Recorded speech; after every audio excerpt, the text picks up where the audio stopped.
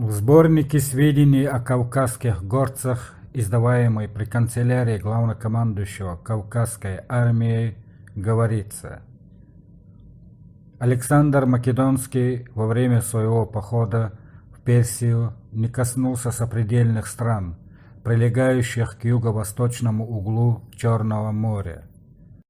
Армения покорилась македонскому завоевателю, как часть покоренной им персидской монархии.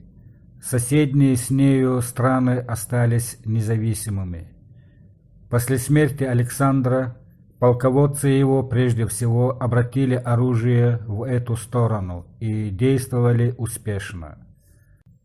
Позже возникла Великая Сирийская монархия, и в эпоху полного могущества ее влияния селевкидов распространилось даже на северную сторону Кавказа.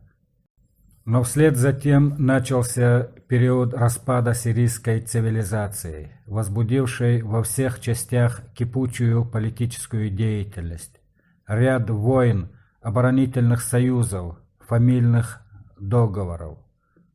Народы, жившие от берегов Каспийского моря до берегов Средиземного, друг другу чуждые и неизвестные, в наше время вновь разнакомившиеся, вошли в теснейшие соприкосновения.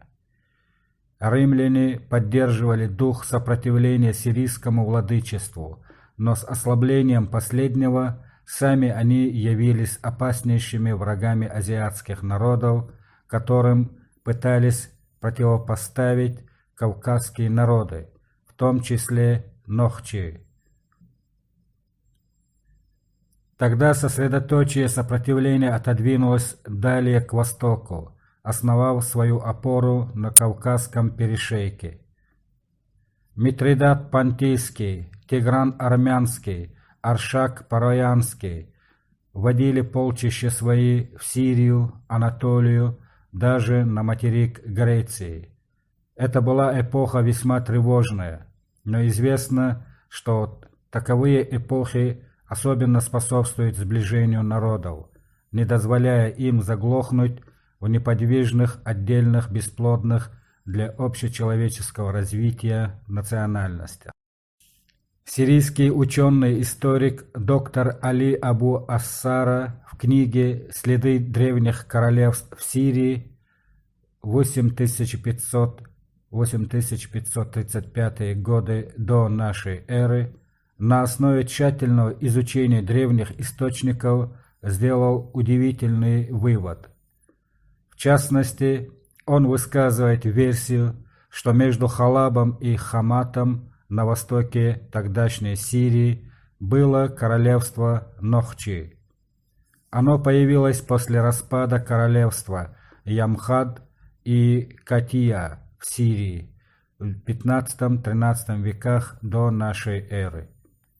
Столицей королевства был город Нохаши или Нохс. Говорили здесь на ажарском языке.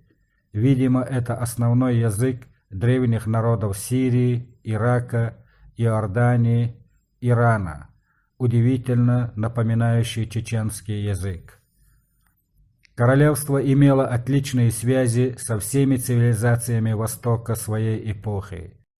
На распространенном в части древнего мира нубийском языке столицу Нохчи еще называли Ножаша. В XV веке до нашей эры королем Нохчи был великий князь Тако, которого назначил египетский фараон Тутмос III.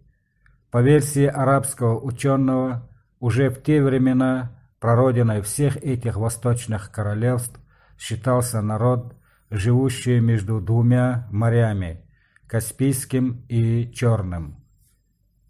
В XIV веке до нашей эры этим государством управлял король Шарапши, владетельный князь метанских народов. А в XIII веке до нашей эры королевством Нохчи управляли два короля – Нерири и Тит.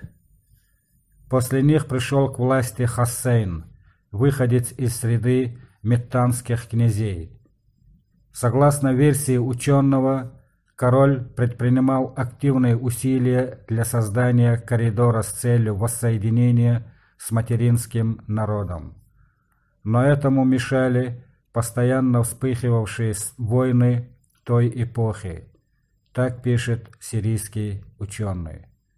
Цивилизация Нохчи, согласно ученому, была необычайно высокой, поскольку речь шла о развитом культурном государстве с оригинальной архитектурой и строительством.